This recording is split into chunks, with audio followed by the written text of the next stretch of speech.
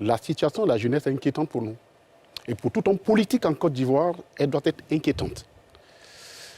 Il y a des signaux qui ne rassurent pas, et nous sommes heureux que le gouvernement lui-même ait perçu ça et qu'il commence à prendre des dispositions pour amplifier ou faire écho. Voilà, enfin, qu'il commence à entreprendre un certain nombre de choses. Depuis 10 ans, on travaille là-dessus. C'est le début du consensus et nous vous le concédez.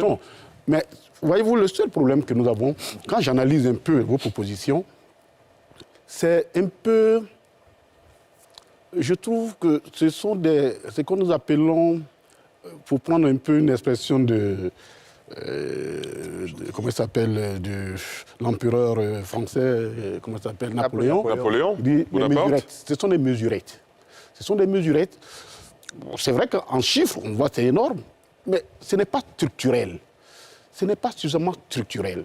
C'est-à-dire, qu'est-ce que nous regardons? Aujourd'hui, je vous l'ai dit, ce n'est pas seulement structurel. Pourquoi? Il y a des chiffres en économie qui vous permettent de comprendre si nous avançons réellement. Le gros problème que nous avons ici, pourquoi le problème de l'insertion des jeunes, c'est la privatisation à outrance.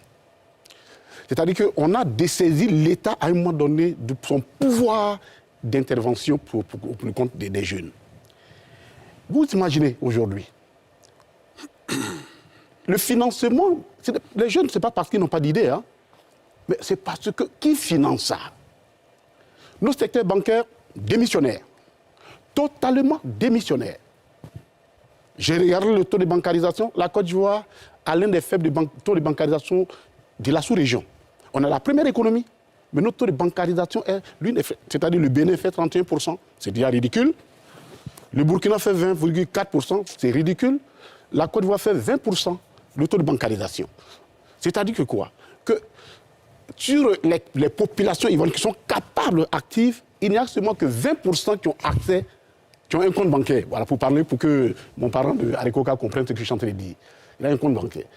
Ça veut dire que quoi? Qu'ils ne peuvent pas du tout bénéficier de l'appui des banques.